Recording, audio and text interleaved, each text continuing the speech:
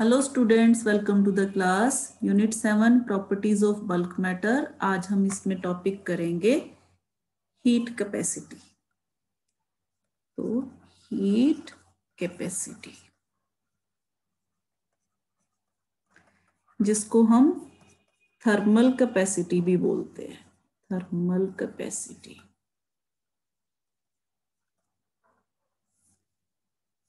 तो heat capacity या thermal capacity क्या होती है, इसको समझने के लिए आप देखिए, मानिए हमारे पास दो कंटेनर्स हैं। एक कंटेनर में मान लीजिए हमारे पास वाटर है, दूसरे कंटेनर में भी वाटर है, पर यहाँ पे मान लीजिए जो अमाउंट ऑफ वाटर है वो इस तरफ से यहाँ से कम है। हम दोनों कंटेनर्स को same amount of heat supply करते हैं सेम टाइम के लिए। तो आप देखोगे कि सेम टाइम के लिए सेम अमाउंट ऑफ हीट जब हम सप्लाई करते हैं तो जो जिस कंटेनर में क्वांटिटी कम है वाटर की, उसका टेम्परेचर जो है वो जल्दी से रेज हो जाता है, और जिसमें क्वांटिटी कम है वाटर की उसका टेम्परेचर जो है थोड़ी देर बाद जो है वो उतना ही रेज करता है। इसी तरह से मान लीजिए एक कंटेनर में हमारे पास वाटर है, दूसरे कंटेनर में मान लीजिए हमारे पास उतनी ही अमाउंट में ऑयल है। अब अगेन हम दोनों को same amount of heat supply करते हैं सेम टाइम के लिए।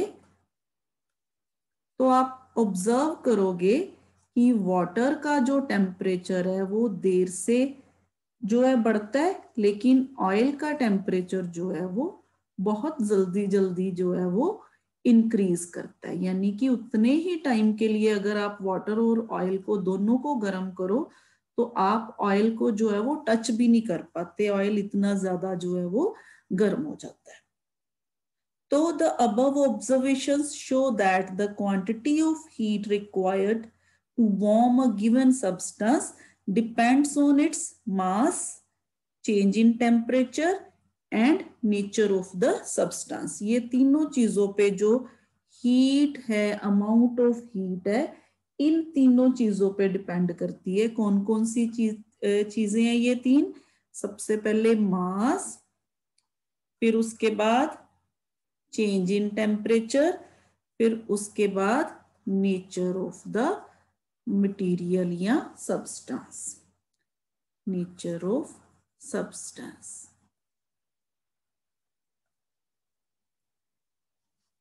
तो यहां से मान लीजिए अब हमारे पास if Q amount of heat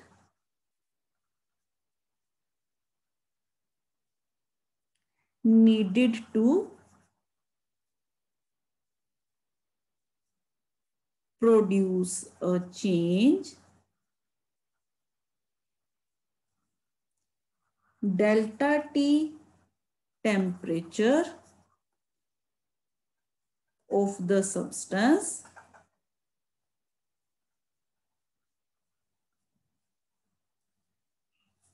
then the heat capacity, जिसको हम बोलते हैं हीट कैपेसिटी, इसको हम लिखेंगे कैपिटल एस से। तो वो किस पे डिपेंड करती है? Is given by S is equal to Q divided by delta T. तो यहां से हमारे पास अगर हम Q देखें is equal to S into delta T, यानी कि Q है जो वो किसके प्रोपोर्शनल है? डेल्टा टी के प्रोपोर्शनल है। जैसे जैसे हम हीट जो है सप्लाई करते हैं वैसे वैसे बॉडी का टेम्परेचर जो है वो क्या होना शुरू हो जाता है? रेज करना शुरू कर देता है। तो यहां से अगर हम हीट कैपेसिटी की बात करें तो यहाँ S जो है वो क्या है हमारे पास, एस इज हीट कैपेसिटी। तो यहां से एस जिसको हम अगर हम कहें डेल्टा टी की वैल्यू मान लीजिए 1 डिग्री सेल्सियस है, तो यहां से एस की वैल्यू है जो वो आ जाएगी क्यू के बराबर। तो हम यहां ये कह सकते हैं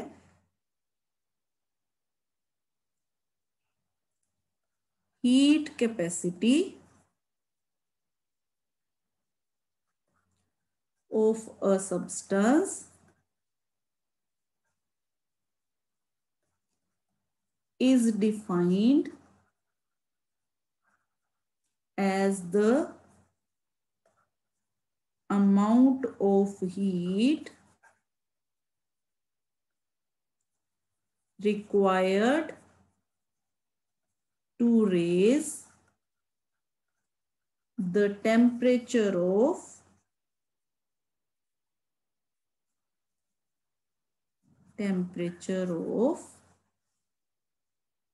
the substance through 1 degree Celsius. तो यहां से हम यूनिट भी देख लेते हैं, unit of heat capacity, unit of heat capacity.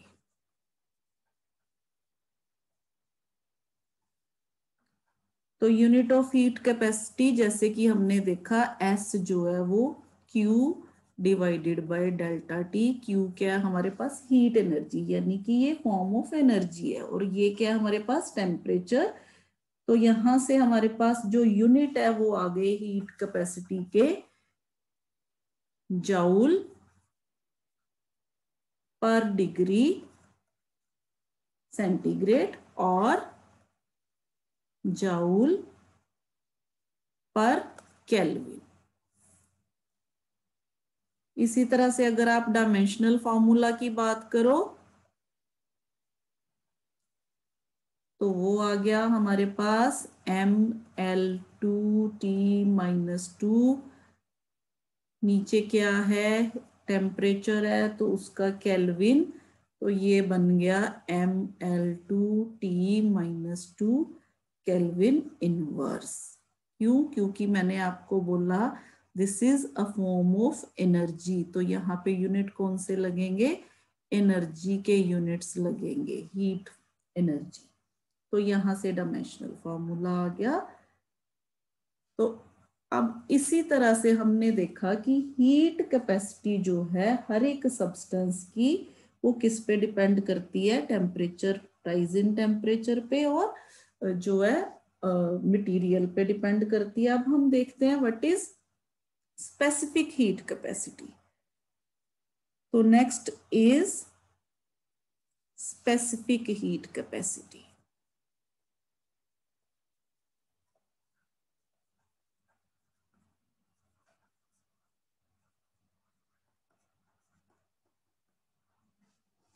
Now what is specific heat capacity. हमने देखा कि कोई भी बॉडी जब हम उसको हीट करते हैं तो उसका टेम्परेचर जो है वो इंक्रीज करता है। इसी तरह से मान लीजिए टेम्परेचर डिक्रीज करता है जब हम किसी बॉडी को, जब when it is cooled.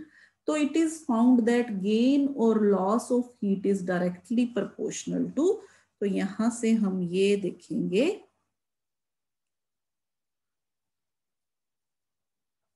it is found that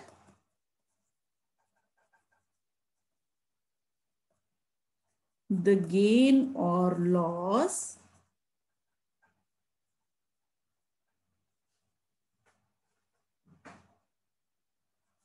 of heat is directly proportional to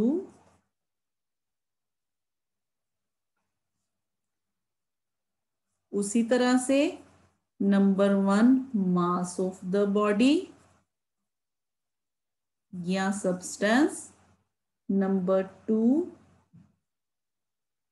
rise और फॉल ऑफ द टेम्परेचर यानी कि delta T.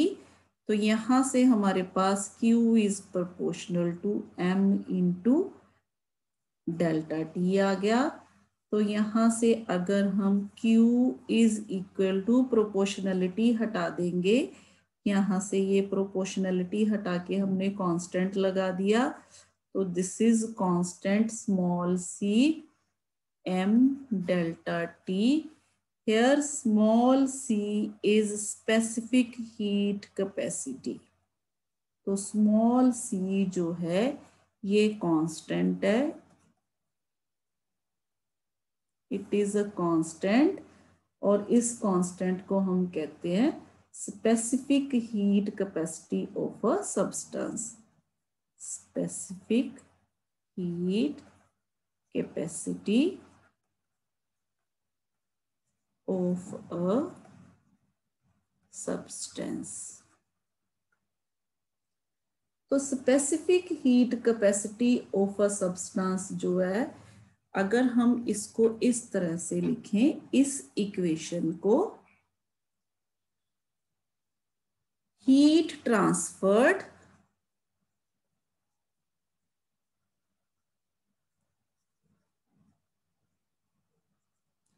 is equal to mass into specific heat capacity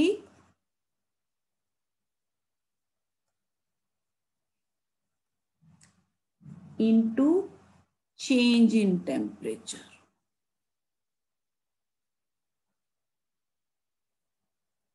तो यहां से हमारे पास, मान लीजिए अब हमारे पास इक्वेशन जो है, इसमें अगर हम मास जो है वो मान ले 1 ग्राम है बॉडी का, और राइस या फॉल इन टेम्परेचर यानी कि जो चेंज इन टेम्परेचर है वो 1 डिग्री है, तो यहां से हमारे पास C की वैल्यू जो है वो, क्योंकि स्मॉल c हमने कहा अभी कि स्मॉल जो हमारे पास Q की वैल्यू है small c M into delta T है, तो यहां से इसको वन पुट किया तो Q और C दोनों क्या आ गए हमारे पास, सेम आ गए।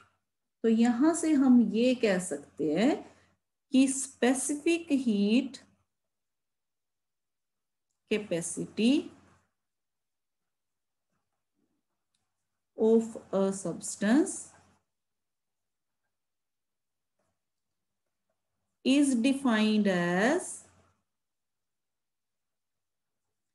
the amount of heat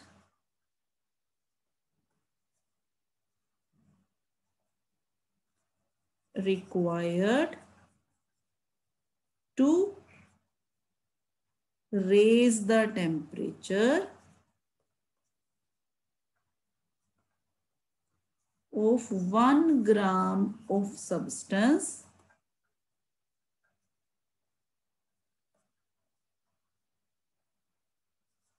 through 1 degree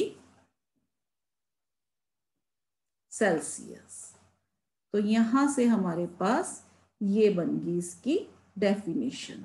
तो इसी तरह से अब यूनिट देख लेते हैं, यूनिट क्या बनेंगे,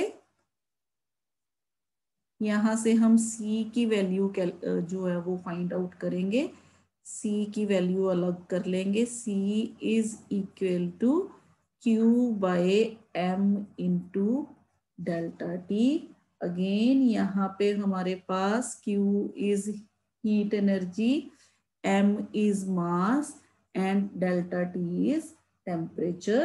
तो यहाँ से हमारे पास जो यूनिट बनेंगे वो बनेंगे, अगर हम SI यूनिट की बात करें तो वो आ गए जाउल पर किलोग्राम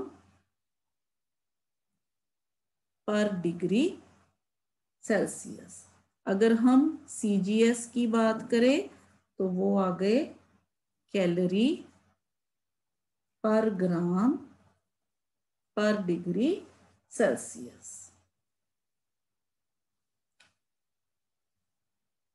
अब हम बात करेंगे स्पेसिफिक हीट ऑफ वाटर की। उसमें क्या खासियत है स्पेसिफिक हीट ऑफ वाटर में, ये देखते हैं हम। Specific heat of water.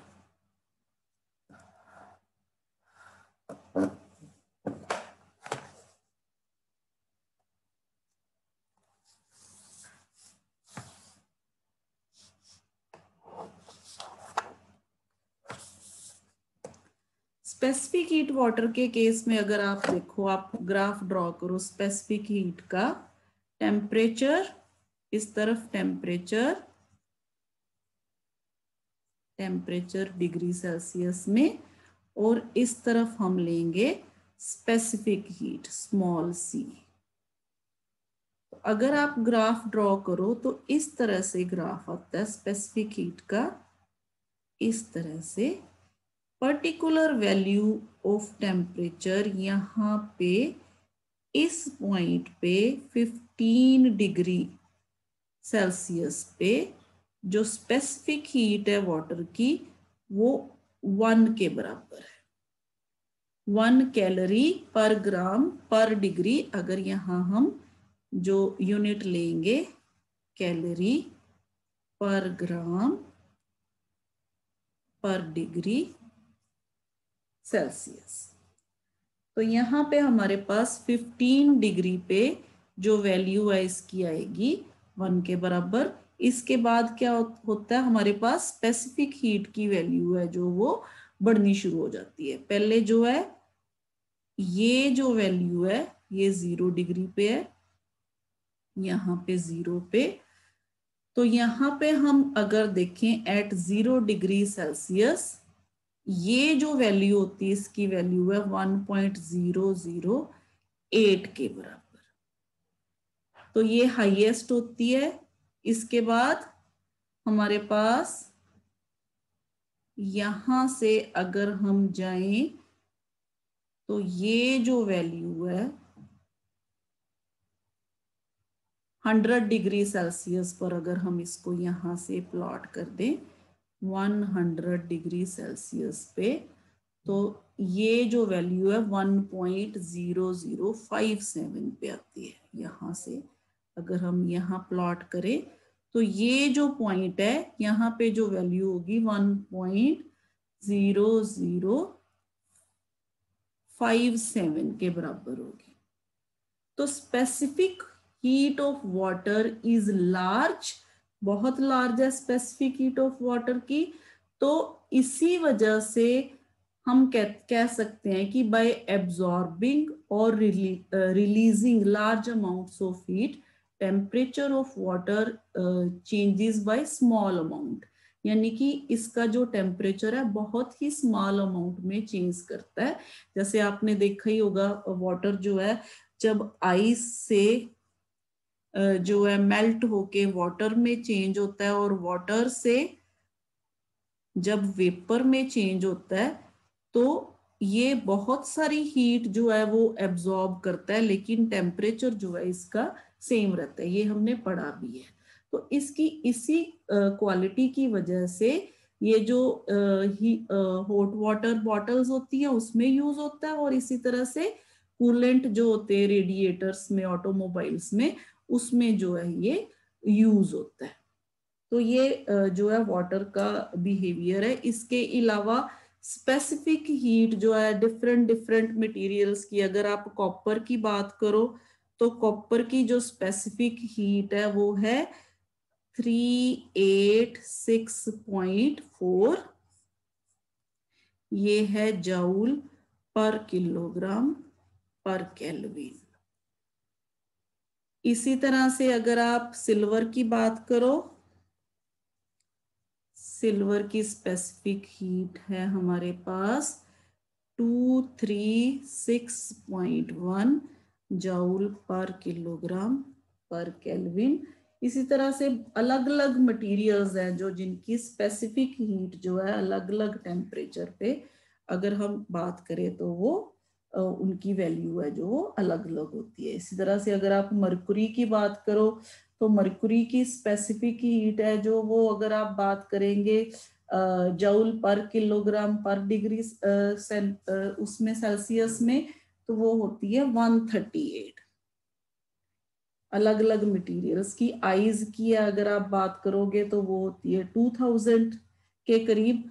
तो इस तरह से अलग अलग मटेरियल्स की ये स्पेसिफिक हीट जो है वो अलग अलग होती है। तो specific heat capacity of water, अगर हम कहें स्पेसिफिक, एक खास पॉइंट है इसके बारे में, वाटर के बारे में, specific heat capacity of water is 4186 joule पर किलोग्राम पर डिग्री। इसका मतलब ये है हमारे पास, it means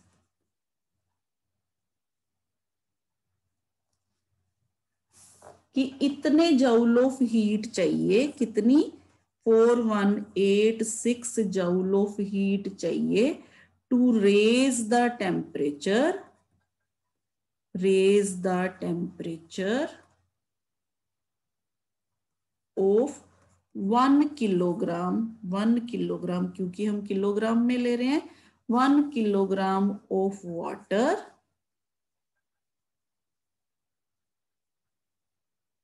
through 1 degree Celsius. तो ये मतलब है इसका, इसकी स्पेसिफिक हीट का। तो इसी तरह से अब हम देखते हैं what is molar specific heat. तो नेक्स्ट इज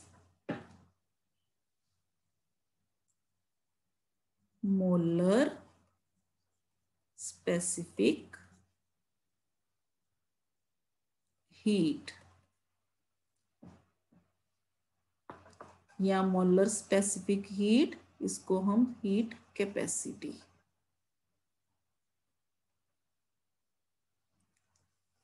तो यहां से नाम से ही है, मोलर स्पेसिफिक हीट कैपेसिटी क्या है, it is amount of heat required to raise, यहां पे हम इसको कहेंगे amount of heat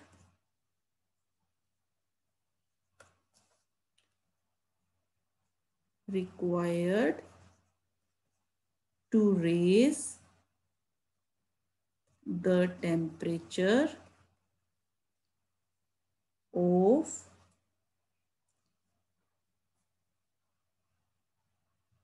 1 mole of the substance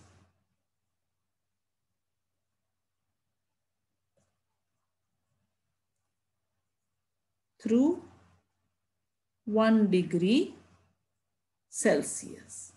तो ये हो गया हमारे पास मोलर स्पेसिफिक हीट।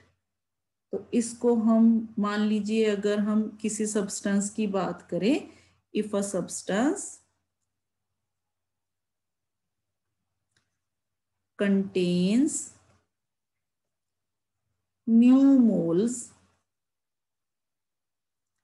और मान लीजिए Q अमाउंट ऑफ हीट चाहिए उसको टेम्परेचर डेल्टा T रेज करने से, and requires Q amount of heat to raise its temperature by delta T, then C is equal to Q divided by mu into delta T। तो यहाँ पे mu हमारे पास क्या है, mu is equal to small m divided by capital M, और small क्या है हमारे पास, mass of the material, mass of the substance या मटेरियल, और ये क्या है हमारे पास, मॉलिक्यूलर वेट है इसका, मॉलिक्यूलर वेट। तो ये mu is defined as small m divided by capital M, यानी कि mass of material divided by its molecular weight. तो अगर हम ये वैल्यू म्यू की इस इक्वेशन में पुट कर दें तो कैपिटल सी हमारे पास आ जाएगा M Q divided by small m into delta T. अब अगर आप ध्यान से देखो तो ये जो वैल्यू है ये हम पहले भी कर चुके हैं, किसमें, स्पेसिफिक हीट कैपेसिटी में। This is value of small C. तो capital C is equal to M into small C, यानी कि molecular weight into specific heat capacity. तो molar specific heat capacity is equal to molecular weight into specific heat capacity. तो अब अगर हम इसके unit की बात करें तो अगेन यहां पे यूनिट बन जाएंगे कैलोरी पर मोल पर डिग्री सेल्सियस। तो ये सीजीएस में अगर हम एसआई यूनिट की बात करें, जाउल पर मोल पर डिग्री केल्विन, ये हो गए हमारे पास यूनिट। तो यहां से हमारे पास स्पेसिफिक हीट आ गया सब्सटेंस की। अब हम बात करेंगे स्पेसिफिक हीट ऑफ गैस के बारे में।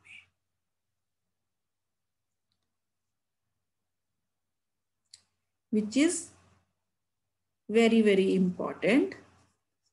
Specific heat of a gas या गैसेस के बारे में। तो आपको पता है अगर हम किसी गैस का टेम्परेचर इंक्रीज करते हैं तो टेम्परेचर इंक्रीज करने से, मान लीजिए यहाँ पे हमारे पास किसी कंटेनर में गैस है, यहाँ पे मान लीजिए पिस्टन लगा हुआ है, इसमें हमारे पास गैस फिल है, तो हम यहाँ से इसको हीट सप्लाई करते हैं। तो आप देखोगे कि यहाँ पे दो तरह से चेंजेस आते हैं, एक तो प्रेशर में चेंज आता है और एक टेम्परेचर में चेंज आता है। तो दो कंडीशंस हो जाती हैं यहाँ पे। तो हम दो कंडीशंस की बात करेंगे। एक करेंगे हम एट कांस्टेंट वॉल्यूम, यानी कि जब हम इसका प्रेशर चेंज करेंगे, प्रेशर चेंज होने से इसके साथ इसका वॉल्यूम भी चेंज होता है। मतलब यहाँ पे वॉल्यूम, प्रेशर एंड टेम्परेचर। तो अब बात हम करेंगे यहाँ पे कांस्टेंट वॉल्यूम पे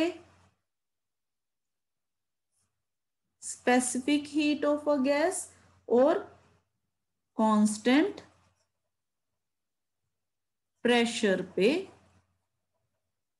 स्पेसिफिक हीट ऑफ गैस। ये दोनों हम डिस्कस करेंगे यहाँ पे।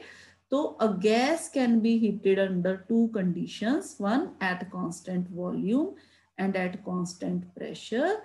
Therefore, we generally consider the specific heat capacity of a gas at constant volume. अगर हम constant volume की बात करें तो हम बोलते हैं CV। अगर हम constant pressure की बात करें तो हम बोलते हैं CP। CV और CP, अब इन दोनों के बारे में देखते हैं। सबसे पहले what is specific heat capacity at constant volume. Specific heat capacity at constant volume. तो इसको कैसे डिफाइन करेंगे? देखिए नाम से ही पता चल रहा है, कांस्टेंट वॉल्यूम का मतलब हमने ये वॉल्यूम है ना जो, इसको कांस्टेंट ही रखना है, यानी कि हमने इस पिस्टन को मूव नहीं होने देना। यानी कि ये गैस है जो, जितना इसका वॉल्यूम टेम्परेचर हीट देने से पहले था उतना ही होना चाहिए हीट देने के बाद। तो हम कहेंगे यहाँ पे डिफाइन इसको कैसे करेंगे, the amount of heat required to raise the temperature of 1 gram of gas through 1 degree Celsius at constant volume is called specific heat capacity at constant volume। तो इसको हम CV से लिखते हैं इसी तरह से, what is specific heat capacity at constant pressure. Specific heat capacity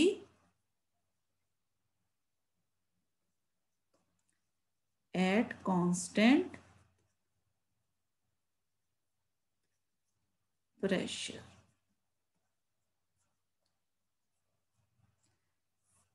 constant pressure का क्या मतलब, मान लीजिए अब हम इस गैस को क्यू अमाउंट ऑफ हीट दे रहे हैं, हीट देने से जो इसका वॉल्यूम है ये इंक्रीज करेगा। अब मान लीजिए यहाँ पे एटमॉस्फेरिक प्रेशर है, तो हम अपनी तरफ से प्रेशर जो है यही एटमॉस्फेरिक प्रेशर, ये मान लीजिए ये कांस्टेंट प्रेशर है।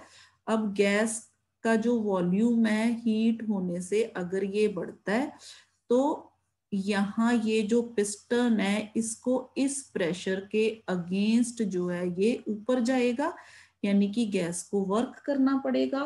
तो यहाँ पे specific heat capacity at constant pressure की अगर हम बात करें तो इसको डिफाइन हम सेम इसी तरीके से करेंगे कि स्पेसिफिक हीट कैपेसिटी जो है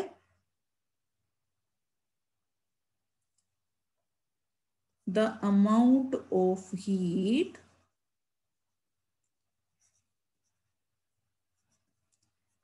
required to raise the temperature of, यहाँ पे 1 ग्राम ऑफ गैस हम पहले ले चुके हैं, 1 gram of gas through 1 degree Celsius at constant pressure.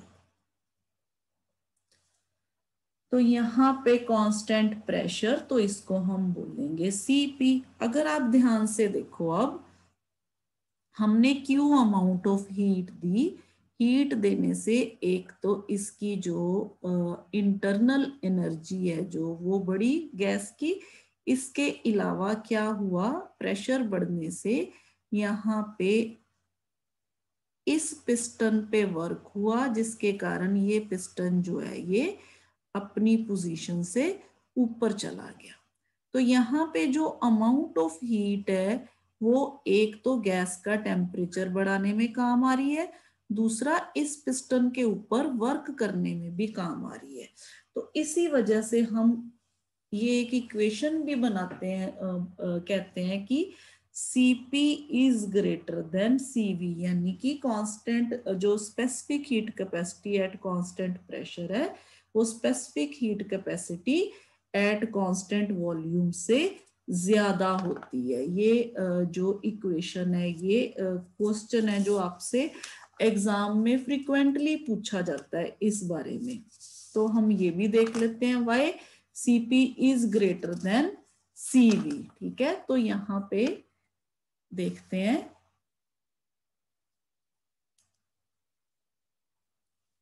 Cp is greater than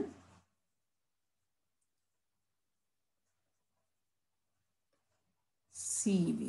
वैसे तो मैंने आपको बता ही दिया क्यों Cp जो है वो Cv से ज्यादा होती है, तो इसका रीजन भी लिख देते हैं यहाँ पे, Cp is greater than Cv। तो यहाँ पे हम लिखेंगे वट जब हम हीट देते हैं किसी गैस को एट कांस्टेंट वॉल्यूम पे, तो इसका जो यहाँ पे when a gas is heated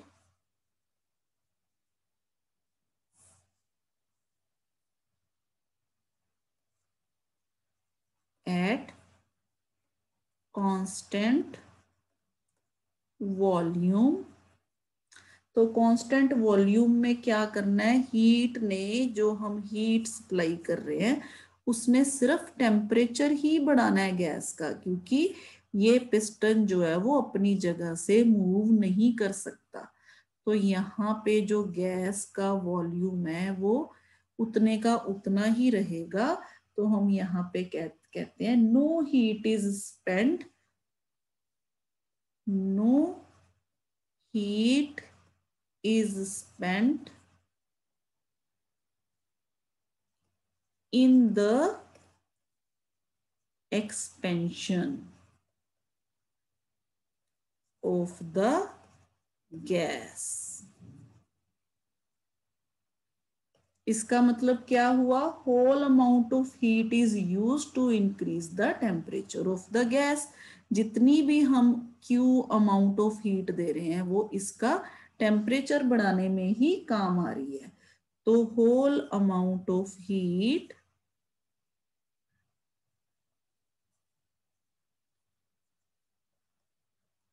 is used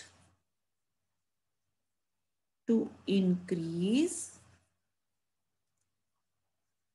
the temperature of the gas। तो दूसरी जगह अगर हम एट कांस्टेंट प्रेशर की बात करें तो when gas is heated at constant pressure,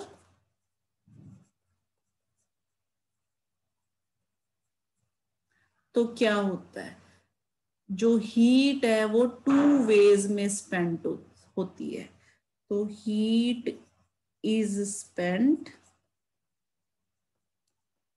in two ways. वो टू वेज कौन कौन सी है, फर्स्ट वे, फर्स्ट वे में क्या होता है, part of heat is used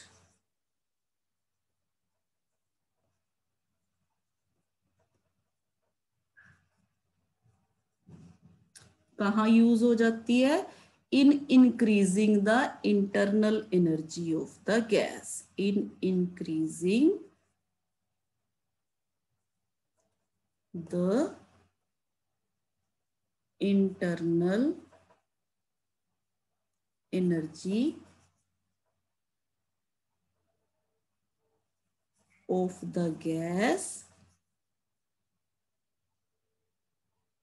अगर इंटरनल एनर्जी बढ़ेगी तो उसके साथ क्या बढ़ेगा, इंटरनल एनर्जी बढ़ने से टेम्परेचर भी बढ़ता है, and hence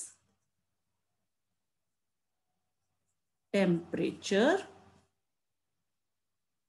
of the gas. ठीक है, एक तो ये हो गया।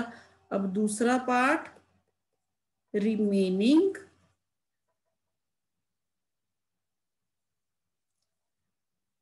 heat is used in doing work। मैंने आपको बताया था किस किस में डूइंग वर्क, इस पिस्टन को मूव करने में जो वर्क होता है। ठीक है, in the expansion of the gas, यानी कि जब गैस एक्सपैंड करेगी तो बाहर की तरफ इस पिस्टन पे क्या होगा, प्रेशर लगेगा, ये अपनी जगह से जो है वो मूव करेगा। तो remaining heat is used in doing work that is in the expansion of the in the expansion of the gas against external pressure.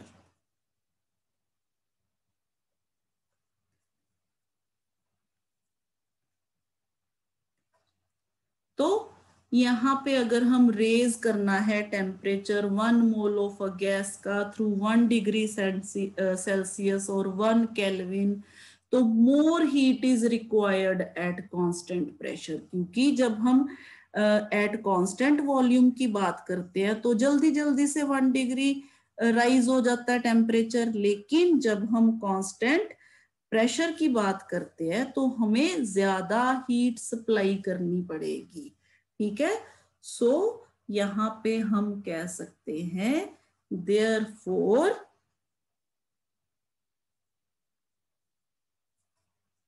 To raise the temperature of 1 mole of a gas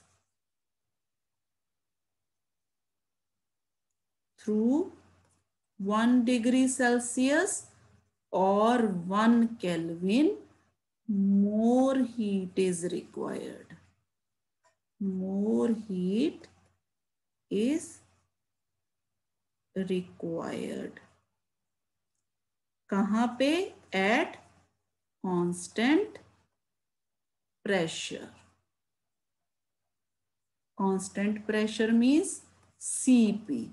तो यहां से हमारे पास hence Cp is greater than Cv. तो अब हमें ये भी पता है कि Cp माइनस Cv जो है वो किसके बराबर है? R के बराबर। ये चीज हम आगे जाके प्रूव भी करेंगे नेक्स्ट यूनिट में। ठीक है, तो यहां से हमारे पास आ गया रिलेशन Cp और Cv के बीच में। तो आज हमने specific heat, heat capacity, thermal capacity, molar specific heat के बारे में पढ़ा। तो आई होप आपको आज का ये लेक्चर जो है वो समझ आ गया होगा। Thank you.